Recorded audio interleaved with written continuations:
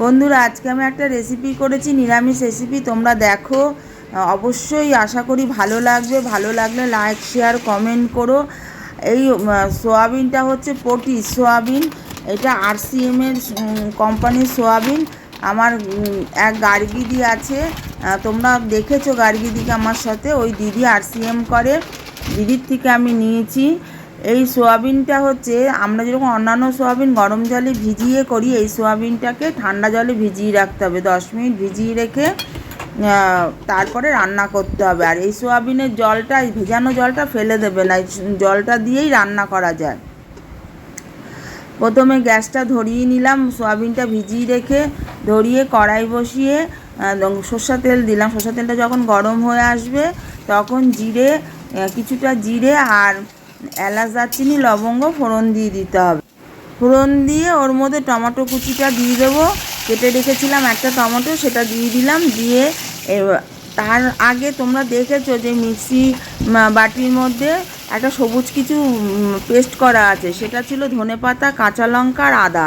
এখানে কোনো লাল লঙ্কা আমি দেবো না, আমি দেইনি, তোমরা চাইলে দিতে পারো।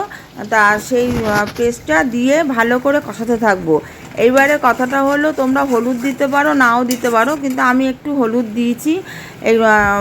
এই সামান্য পরিমাণে একটু হলুদ দিতে হবে, তার সাথে লবণ দিতে হবে। আর এখানে ধনে গুঁড়ো দিতে হবে, জিরের গুঁড়ো দেওয়া যাবে না, কারণ যেহেতু এটা ধনিয়া সোয়াবিন হচ্ছে, তাই জিরেটা দিলে ধনের স্বাদটা পাওয়া যাবে না।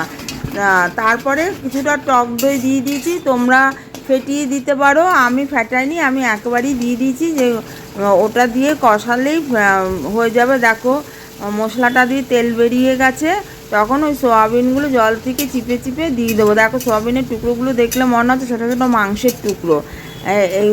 এই RCM-এর এই সোয়াবিনটা কোনো ফিনিশিং নেই, যে গোল গোল হোক বা যাই হোক, ওরকম নেই একদম। মানে না বললে কেউ বুঝবে না যেটা সোয়াবিন, দেখলে মনে হবে যে এটা মাংসের টুকরো, চিকেনের টুকরো।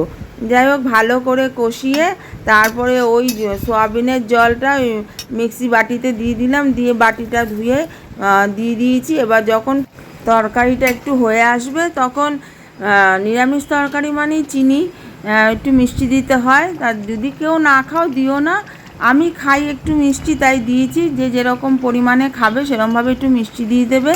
তারপরে যখন একবারেই হয়ে আসবে তরকারিটা, তখন 4-5টা কাঁচা লঙ্কা চিড়ে দিয়ে দিও, তাতে সেন্টটা খুব ভালো হয়। তারপর আর একটু ফুটিয়ে নামিয়ে ফেলবে। তৈরি হয়ে গেল ধনিয়া সোয়াবিন। খেতে দারুণ হয়েছিল, আর গার্গিদি সোয়াবিনটা খুব ভালো ছিল।